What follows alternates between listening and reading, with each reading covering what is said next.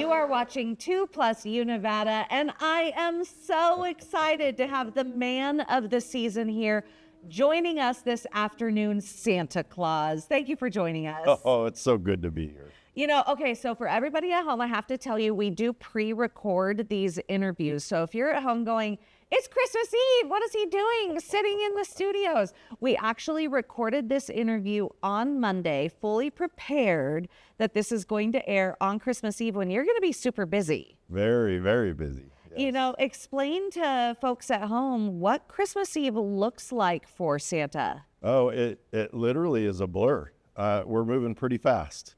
We start just not too far from Australia. If you look it up on the internet, everybody does a lot of time on the internet now. The elves are still trying to teach me that kind of stuff.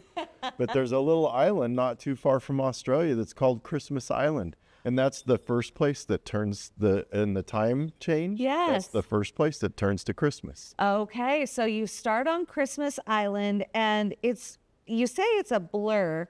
So we've done stories that NORAD can track you and the reindeer. And so we'll run a story reminding folks of how to call NORAD and track you. But the reindeer have got to be super hungry during, Christmas Eve and all the flying that you're doing across the world. So what's the reindeer's favorite food for families to leave out? Oh, if you don't already know, the reindeer love carrots. So, when you leave those cookies out for Santa, because Santa likes the cookies too, leave some carrots out. The reindeer love them. It gives them some extra energy. We get there a little bit faster. Okay. I used to do sugar cubes when I was a kid. Do they still like sugar cubes with the carrots? They would definitely not turn that down. Well, okay. So we covered the favorite food of all the reindeer. What is the hardest part of being Santa that people may not realize? Oh, I think the hardest part really is making sure that all the boys and girls, and there's some big boys and girls too. Yeah. When I say boys and girls, it's everybody out there that still believes, and that's what keeps Santa going too.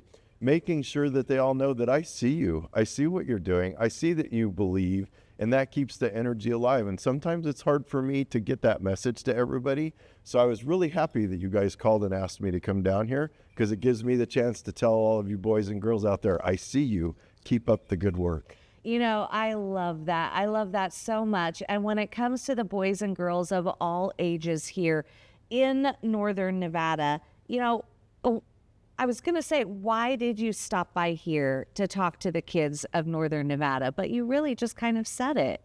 It's Yes. to tell everybody that you are here.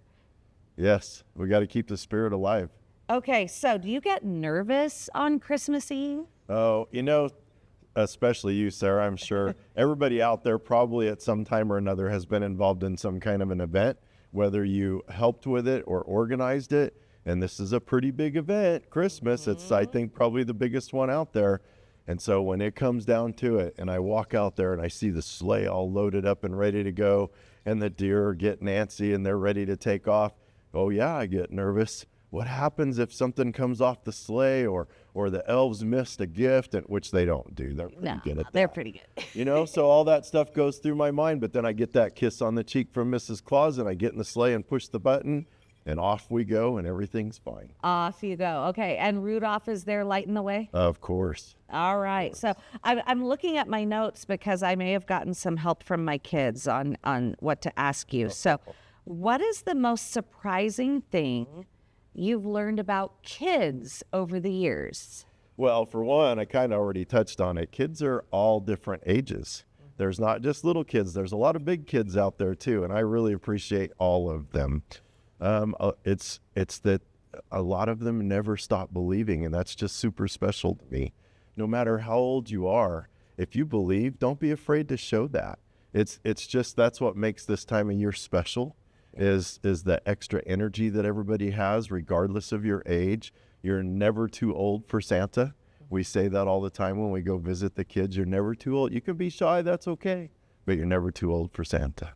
What is the happiest, or what makes you the happiest when you see people celebrating Christmas? Oh, the energy, the joy, the fun.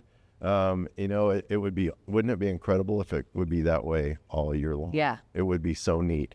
Just that joy. And where does it come from? It comes from the giving, not so much the receiving. It's when you give something to somebody and you see the smile on their face and the joy on their face. And for me, sometimes it's just a wave, a wink, and I see that smile. That's what it's all about. I love it. It gives me the extra energy and keeps me going through the whole rest of the year. And what do you want people, or what do you hope people remember about Christmas when they grow up?